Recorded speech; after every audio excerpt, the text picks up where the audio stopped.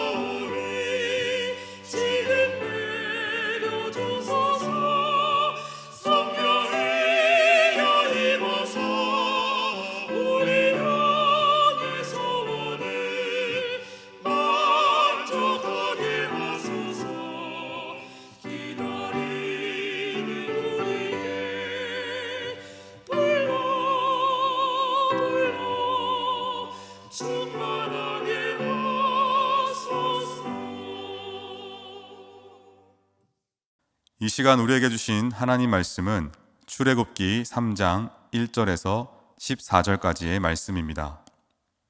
모세가 그의 장인 미디안 제사장 이드로의 양떼를 치더니 그 떼를 광야 서쪽으로 인도하여 하나님의 산 호렙에 이르매 여호와의 사자가 떨기나무 가운데로부터 나오는 불꽃 안에서 그에게 나타나시니라. 그가 보니 떨기나무에 불이 붙었으나 그 떨기나무가 사라지지 아니하는지라. 이에 모세가 이르되 내가 돌이켜 가서 이 큰 광경을 보리라. 떨기나무가 어찌하여 타지 아니하는고 하니 그때 여호와께서 그가 보려고 돌이켜 오는 것을 보신지라. 하나님이 떨기나무 가운데서 그를 불러 이르시되 모세야 모세야 하시매 그가 이르되 내가 여기 있나이다. 하나님이 이르시되 이리로 가까이 오지 말라. 내가 선 곳은 거룩한 땅이니 내 발에서 신을 벗으라. 또 이르시되 나는 내 조상의 하나님이니 아브라함의 하나님, 이삭의 하나님, 야곱의 하나님이니라. 모세가 하나님 배웁기를 두려워하여 얼굴을 가리매 여호와께서 이르시되 내가 애굽에 있는 내 백성의 고통을 분명히 보고 그들이 그들의 감독자로 말미암아 부르짖음을 듣고 그 근심을 알고 내가 내려가서 그들을 애굽인의 손에서 건져내고 그들을 그 땅에서 인도하여 아름답고 광대한 땅, 젖과 꿀이 흐르는 땅, 곧 가나안 족속, 헷 족속, 아모리 족속, 브리스 족속, 히위 족속, 여부스 족속의 지방에 데려가러 하노라. 이제 가라. 이스라엘 자손의 부르짖음이 내게 달하고 애굽 사람이 그들을 괴롭히는 학대도 내가 보았으니 이제 내가 너를 바로에게 보내어 너에게 내 백성 이스라엘 자손을 애굽에서 인도하여 내게 하리라. 모세가 하나님께 아뢰되 내가 누구에게 바로에게 가며 이스라엘 자손을 애굽에서 인도하여 내리이까? 하나님이 이르시되 내가 반드시 너와 함께 있으리라. 내가 그 백성을 애굽에서 인도하여 낸 후에 너희가 이 산에서 하나님을 섬기리니 이것이 내가 너를 보낸 증거니라. 모세가 하나님께 아뢰되 내가 이스라엘 자손에게 가서 이르기를 너희의 조상의 하나님이 나를 너에게 보내셨다 하면 그들이 내게 묻기를 그의 이름이 무엇이냐 하리니 내가 무엇이라고 그들에게 말하리이까?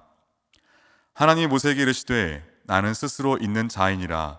또 이르시되 너는 이스라엘 자손에게 이같이 이르기를 스스로 있는 자가 나를 너희에게 보내셨다 하라. 아멘.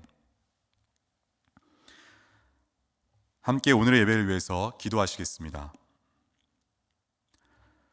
오늘도 살아계신 하나님, 우리의 보편적이고도 단순한 그 일상 속에서 일하신 하나님, 하나님이 우리에게 어떻게 다가오시는지 또 어떻게 일하고 계시는지, 우리를 어디로 부르시고 어디로 보내시는지를 민감하게 느끼는 그런 하나님의 사람들이 되기를 간절히 소망합니다. 모세를 부르셨던 그 하나님, 우리에게도 그 부르시는 그때에 주님 제가 여기 있습니다 라고 답하며 하나님이 원하시고 부르시는 그 자리에 온전하게 순종할 수 있는 삶이 되어지게 하여 주십시오. 예수님의 이름으로 기도드립니다. 아멘. 잘 아시다시피 애굽 땅에 히브리인들이 번식력이 강해서 애굽 사람들이 위협을 느끼는 바람에 산파들에게 남자아이를 다 죽이라는 신신당부를 합니다. 그러나 산파들이 그 말을 듣지 않았고 모세라는 아이가 태어난 지 3개월이 되면서 할 수 없이 갈대 상자에 띄워서 보냅니다. 모세는 왕궁으로 가게 되고 40년 동안 왕궁에서 왕자처럼 교육을 받고 살게 됩니다. 그런데 모세는 히브리인이기 때문에 히브리인의 피가 흐르고 있었습니다. 어느 날 밖에 나가봤더니 히브리인들이 애굽 감독관에게 학대를 받고 있는 것을 보고 눈이 뒤집혀 버립니다. 그러면서 노예 감독관을 쳐 죽이고 모래 속에 파 묻어 버립니다. 그 일을 아무도 보지 못할 것이라고 생각했었습니다. 그런데 그 다음 날에는 히브리인과 히브리인이 싸우는 것을 봅니다. 모세가 그들에게 한마디를 하니 히브리인들이 모세에게 이렇게 이야기합니다. 어제는 감독관을 죽이더니 오늘은 우리를 죽일 참이냐라고 말하는 겁니다. 어제 그 일을 아무도 모르는 줄 알았는데 다 알고 있다는 걸 깨닫고 광야로 도망을 칩니다. 모세 자신은 히브리인들을 사랑해서 섬기느라고 억울함을 풀어주느라고 사회 정의를 부르짖다가 살인자가 되고 도망자가 되고 그 후 40년 동안은 목동으로 살아가게 됩니다. 도망을 치다가 미디안 광야까지 가게 되는데 미디안까지 갔다라는 것은 정말 갈 때까지 끝까지 갔다라는 이야기입니다. 그곳에서 이드로라는 제사장의 딸들을 만나게 되는데 이들에게는 아들이 없었는지 양떼를 보는 딸들이 시비가 붙은 걸 보고 이 모세가 도와주게 됩니다. 이 이야기를 들은 이드로는 너희를 도운 자가 누구냐? 데리고 와봐라 하면서 모세를 사위로 삼게 됩니다. 40년 동안 모세는 목동으로서의 삶이 시작된 겁니다. 왕궁에서 왕자로 40년의 시간을 살았던 모세가 40년 동안 목동으로서의 삶을 살게 되었을 때 처음에 어땠겠습니까? 얼마나 비참하고 자신이 방랑자, 나그네 같았겠습니까? 얼마나 힘이 들었는지 첫째 아들의 이름을 게르솜이라고 지었습니다. 게르솜은 나그네라는 뜻입니다. 아들의 이름을 나그네라고 지을 정도로 너무나도 힘들었다는 이야기입니다. 그러나 그는 좌절하지 않았습니다. 어떻게 그것을 아느냐? 둘째 이름을 엘리에셀, 하나님의 도우심이라는 이름으로 지었습니다. 게르솜에서 엘리에셀로 바뀐 걸 보아서는, 나그네에서 하나님의 도우심으로 바뀐 걸 보아서는 모세의 신앙이 점점 성숙해 감을 우리가 볼 수 있습니다. 모세가 애굽에 있다가 호렙으로 이동을 합니다. 오늘 말씀 3장 1절입니다. 모세가 그의 장인 미디안 제사장 이드로의 양떼를 치더니 그 떼를 광야 서쪽으로 인도하여 하나님의 산 호렙에 이르매. 양떼를 데리고 풀을 찾아서, 샘을 찾아서 거기까지 온 것입니다. 이게 무슨 말이냐면 40년 동안 양떼를 보살폈지만 얼렁뚱땅 게으르게 살지 않았다라는 겁니다. 목동으로서 삶을 최선을 다해 살아온 겁니다. 호렙에 온 것은 하나님을 만나러 일부러 그곳에 찾아온 것이 아니라 그저 일상의 삶, 목동으로서의 삶을 최선을 다하던 중에 오게 된 겁니다. 장인 이드로에게 저 하나님 만나러 기도원에 좀 다녀와야겠습니다, 그렇게 하는 것이 아니라 일상의 삶의 책임을 다했다라는 겁니다. 양떼를 맡았으니 최선을 다해서 양떼를 보살폈고 장인과의 관계도 잘 이어나가면서 성실하게 살았다라는 겁니다. 하나님은 모세의 이런 일상의 성실함 가운데 만나기로 작정하십니다. 하나님은요, 우리의 일상에서의 영성을 보고 계십니다. 주일에 예배를 드릴 때만 보고 계시지 않고 어디에 있던지 지켜보고 계신다라는 겁니다. 모세가 갈대 상자에 있을 때에도, 모세가 살인을 저지를 때에도, 모세가 광야로 도망칠 때에도 지켜보고 계셨습니다. 하나님은 지금 이 순간에만 보고 계시지 않다는 것을 우리는 기억해야 합니다. 그러기에 예배를 드리는 시간이나 일상의 모든 시간이 하나님과 상관없이 살면 안 됩니다. 하나님은 모세가 양떼를 돌보는 그 과정 가운데 만나기로 작정을 하십니다. 양떼를 끌고 왔습니다. 모세와 하나님과의 첫 대면, 첫 대화는 이렇게 시작합니다. 떨기나무에 불이 붙게 하셨습니다. 떨기나무란 광야에 가면 흔하디 흔한 나무입니다. 떨기나무가 불에 타고 있어서 유심히 보는데 불이 붙었는데, 그러면 나무가 타가지고 불이 꺼져야 되는데 계속 타고 있고 나무가 타지를 않는 겁니다. 이게 하나님의 불입니다. 하나님의 불은 나무를 태우지 않습니다. 하나님의 불은 성령의 불입니다. 마가의 다락방을 보면 마가의 다락방에 성령이 불처럼 임했습니다. 불씨가 우리에게 들어왔고 우리가 타지 않았습니다. 성령의 불이 떨어지면 우리가 타기 시작합니다. 우리를 태우기 시작합니다. 우리 안에 있는 시기와 질투, 교만함과 기만함, 그런 짜증들을 다 태워버리기 시작합니다. 성령의 불이 우리 안에 와야 변하지, 그렇지 않으면 우리는 결코 변하지 못합니다. 우리를 태우는 유일한 방법, 그것이 바로 성령의 불입니다. 불이 붙었는데 그대로입니다. 그래서 모세가 주목을 하고 다가가기 시작합니다. 그런데 하나님께서 더 이상 다가오지 말라고 하십니다. 내가 서 있는 곳이 거룩한 곳이기 때문에 내 신을 벗으라 라고 하십니다. 하나님의 불로 임했을 때 다함이 없는 불, 꺼지지 않는 불, 영원한 불을 주시기 위해서 우리를 부르신 겁니다. 그런데 가까이 오는 사람에게 멈추라, 가까이 오지 말라 라고 하십니다. 내 신을 벗으라 라는 이야기는요, 너 자신을 내려놓으라 라는 이야기입니다. 너의 의지를 내려놓고, 너의 욕망을 내려놓고, 너의 생각, 너의 계획, 너의 탐욕을 내려놓으라는 것입니다. 자, 지금까지 이야기를 보면서 두 가지를 기억해 보면 좋겠습니다. 첫 번째, 하나님은요, 모세를 일상 가운데 부르십니다. 여러분, 지금 여러분이 하고 계시는 일에 최선을 다하십시오. 그 일이 하나님의 뜻에 있다라는 것을 믿고 하십시오. 그래야 하나님께서 여러분을 만나주십니다. 두 번째, 평범한 일상을 살다가 이상한 게 보이면 주목하십시오. 그리고 천천히 바라보십시오. 신약에 들어가면 베드로가 성령을 받고 나서 천천히 보기 시작합니다. 그 전에는 늘 성전에 들락날락 예배 드리면서 지나쳐갔던 그런 똑같은 상황이었는데요. 그날따라 유심히 보니까, 천천히 보니까 거지가 보인 겁니다. 거지가 돈을 달라고 하는데, 구걸을 하는데, 저 사람에게 필요한 건 돈이 아니라 하나님을 만나는 게 필요하겠구나. 그래서 그 거지가 돈 달라고 멍하게 쳐다보는 걸 보고 베드로가 유심히 보다가 이렇게 이야기합니다. 내게 은과 금은 없거니와 내게 있는 이것을 내게 주노니 나사렛 예수의 이름으로 일어나 걸으라. 자신에게 있는 예수의 이름을 선물한 것입니다. 안진뱅이는 일어나 걸었습니다. 안진뱅이가 원한 건 돈이었습니다. 그러나 정말 필요한 건 뭐였을까요? 안진뱅이의 걷겠다는 의지가 필요한 겁니다. 나사렛 예수 그리스도의 이름으로 선물한 것입니다.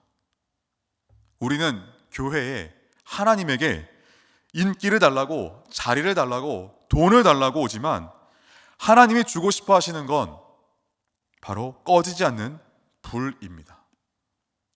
불을 받게 하시는 것이 하나님의 목적입니다. 그래야 하나님의 일을 할 수 있기 때문에 그렇습니다.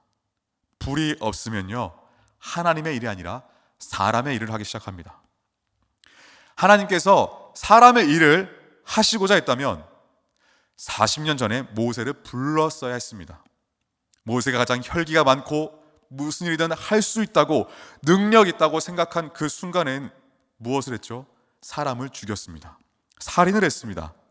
여러분, 무언가 하고자 하는 마음이 들 때 한 템포 한 템포 줄이십시오. 내가 뭘 하고 싶을 때 하게 되면 나도 다치고 남도 다치게 됩니다. 또한 교회에 일하러 오지 마십시오. 우리는 떨기나무를 보러 오는 겁니다. 하나님 만나러 오는 겁니다. 하나님 말씀 속에 불을 받기 위해, 하나님 말씀 속에 있는 소명을 받기 위해 오는 겁니다. 일은요, 밖에서 하는 겁니다. 세상에서 하는 겁니다. 불이 오면 우리는 가만히 있지 못합니다.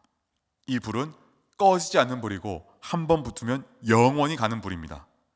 모세가 불을 받아야 하므로, 모세가 불을 받아야 앞으로 할 일을 감당하니까 하나님께서는 불을 주기 원하시는 겁니다. 하나님이 언제 우리를 만나 주시느냐? 인생의 절정일까요? 왕궁에 있을 때일까요?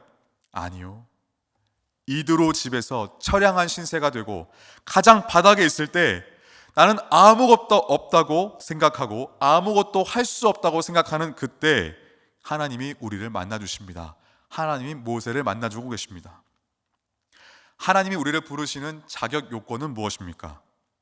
내가 아무것도 할 수 없다라는 깨달음, 내가 아무 자격도 없다라는 고백입니다. 아무 자격도 없는 사람이라는 것을 깨닫는 저와 여러분 되시기를 소망합니다.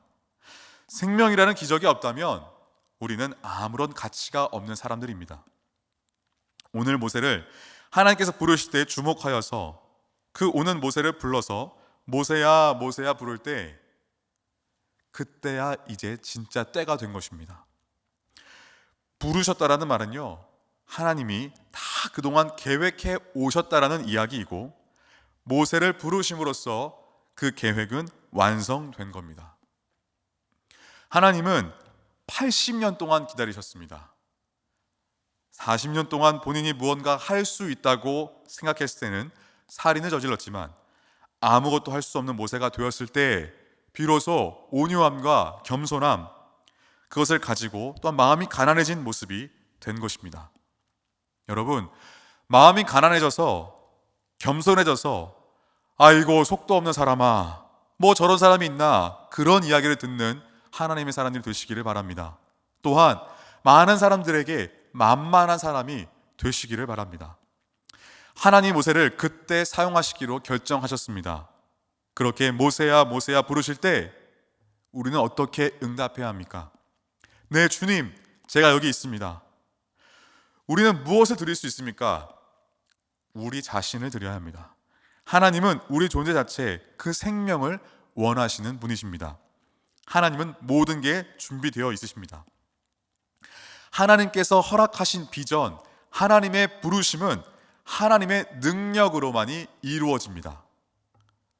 그렇다면 모세를 무엇을 위해서, 어떠한 이유로 하나님께서 부르셨을까요? 하나님은 말씀하십니다. 오늘 말씀 3장 7절에서 10절입니다.